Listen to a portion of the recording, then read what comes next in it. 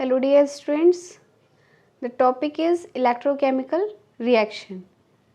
The chemical reaction which take place in a cell. जो cell में reactions होती हैं उनको क्या बोलते हैं? Electrochemical reaction. और ये जो कंप्लीट सेटअप होता है, ये कंप्लीट सेटअप क्या होता है? Electrochemical cell.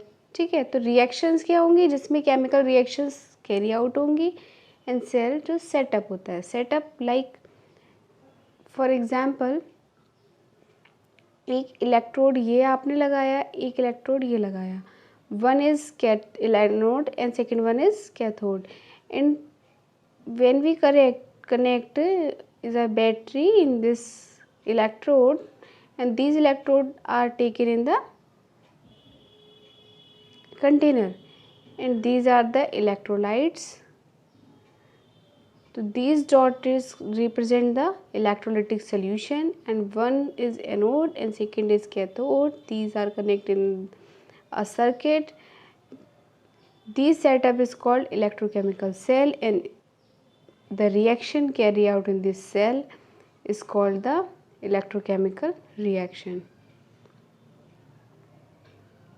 Electrochemical cells are of two types. First one is electrolytic, second one is galvanic.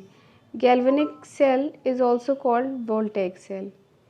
Okay, and in electrolytic cell the electrical energy is used, that is converted. मतलब electrical energy क्या होगी कि वो हमारी किस में, electrical to chemical में convert होगी, एंड जो गैल्वेनिक एनर्जी होगी, जो गैल्वेनिक सेल होगी, उसमें क्या होगा, chemical energy can converted into electrical energy.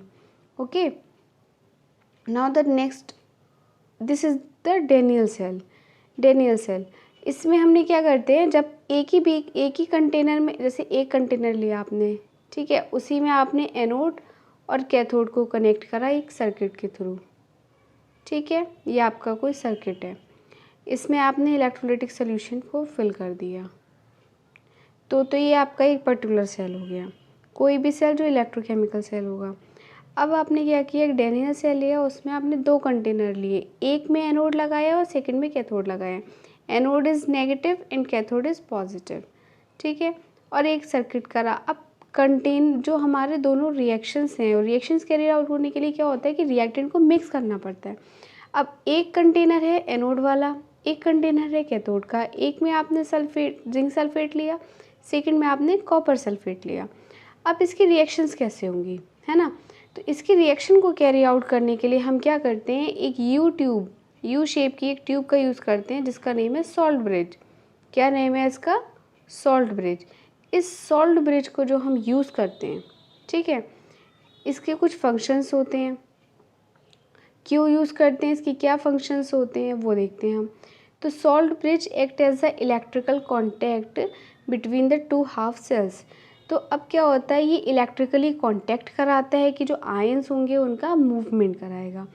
Next है salt bridge prevent the transference of the electrolytes. अब क्या है कि इलेक्ट्रोलाइट अगर मिक्स नहीं होगा तो रिएक्शन कैसे कैरी आउट होगी. तो सॉल्ट ब्रिज का क्या वर्क होता है कि वो रिएक्शन को कैरी आउट कराएगा, यानी कि इलेक्ट्रोलाइट का ट्रांसफ़र करवाएगा. A salt bridge helps in maintaining the charge balance. Charge को बैलेंस करेगा. ठीक है, चार्ज जब तक बैलेंस नहीं होगा तब तक रिएक्शन सही से कैरी आउट नहीं हो सकती है. चार्ज को बैलेंस करना होता है, क्योंकि reactant side and product side charge same होना चाहिए.